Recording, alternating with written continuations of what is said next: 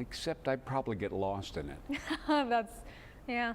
Yeah. Everyone probably will. And in that heat, who'd want to, right? Yeah, I will do if the pumpkin barn has AC, then count me in. But if not, maybe I'm going to wait for a cold front or two to come through. I'll take it. I'll just take the shade. I'm easy. Yeah, definitely. So we're not going to cool off anytime soon, unfortunately. Like I talked about earlier, or rather mentioned earlier, that cold front timing does keep getting pushed back little by little. We'll talk about that here in just a bit. We do have a stationary front right now draped across Texas and into the Gulf of Mexico. That's why we've been seeing some of this little shower activity over the last couple of days. This front has not really gone anywhere, and the remnants of the showers keep coming down here into the coastal bend. We're also the proud owners of the only heat advisory in the state of Texas right now.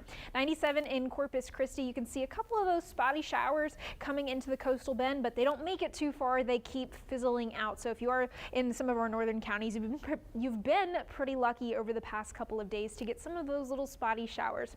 Heading into tonight, 75 for our low in Corpus Christi, and tomorrow afternoon we're still going to hang out in the upper 90s across a lot of the coastal bend. I've got us getting to 97 here in Corpus Christi, and heading into the next day, again, a very repeat forecast, a little less humid, so temperatures are going to fall a little more into Tuesday morning. Heading into Tuesday afternoon, temperatures are going to go up again back into the upper 90s. So we're not getting rid of the heat anytime soon. Unfortunately, our temperatures are actually going to go up into the end of this week, along with humidity returning. So we're going to see feels like temperatures going back up to 110 to 115. So again, very hot and humid. Heat advisories are likely to continue here in the coastal bend as soon as we get to this chunk of the week. And like I said, you can see that front continually getting later and later in the week towards next weekend. So here's a look at that future cast. We've got the cold front coming in, and you can see it's going to make pretty good progress up until about Wednesday or Thursday, especially towards the East Coast.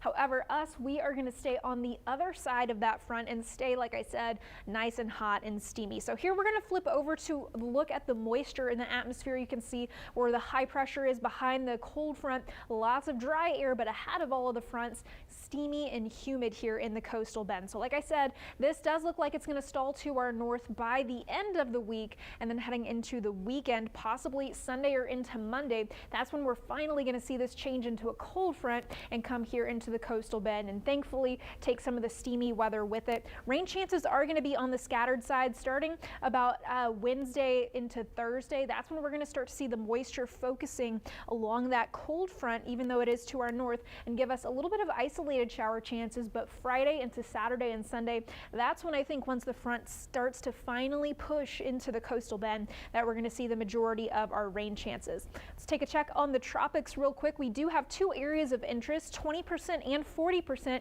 Neither of those are a concern for us at this time. Tropical Storm Margot and Hurricane Lee.